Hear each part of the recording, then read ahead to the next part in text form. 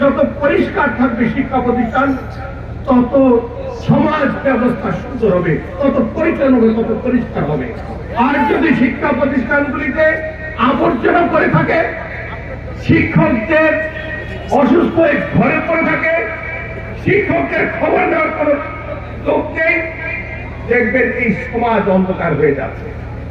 আমার মনে আছে আমরা যখন 5 থেকে ক্লাস 6 উঠি, আমাদের সেকেন্ড মাওলানা স্যার হাত খেয়ে টিফিন করে তার রুমে রেখে আসতেন আর বলতো শফিক ওইটা গিয়ে ধুয়ে রেখে আসো।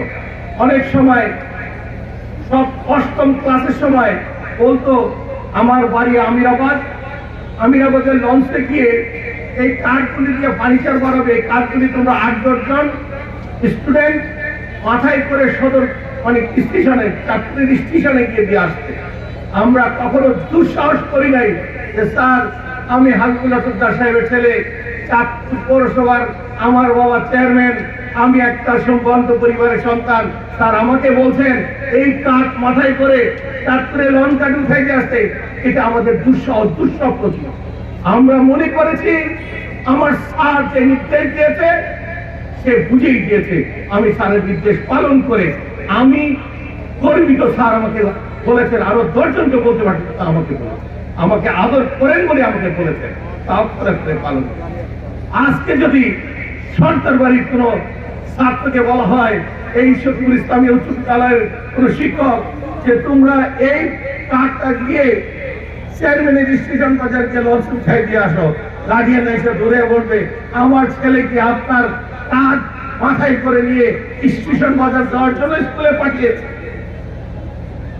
এটা হলো ছাত্র শিক্ষকের ভালোবাসা, সেখানে অভিভাবকদের কোনো বক্তব্য না। আমাদের মাথায় রাখতে হবে। আমার মনে আছে আমার সৌভাগ্য হয়েছিল অলিউল্লাহ স্যারকে, অলিউল্লাহ পাটোয়ারি মতলবের, যিনি গোল্ড মেডেলিস্ট শিক্ষক ছিলেন পাকিস্তান বলে, আমার সৌভাগ্য হয়েছিল সেই শিক্ষকের কে দেখা করার, সেই শিক্ষকের বক্তব্য শোনার।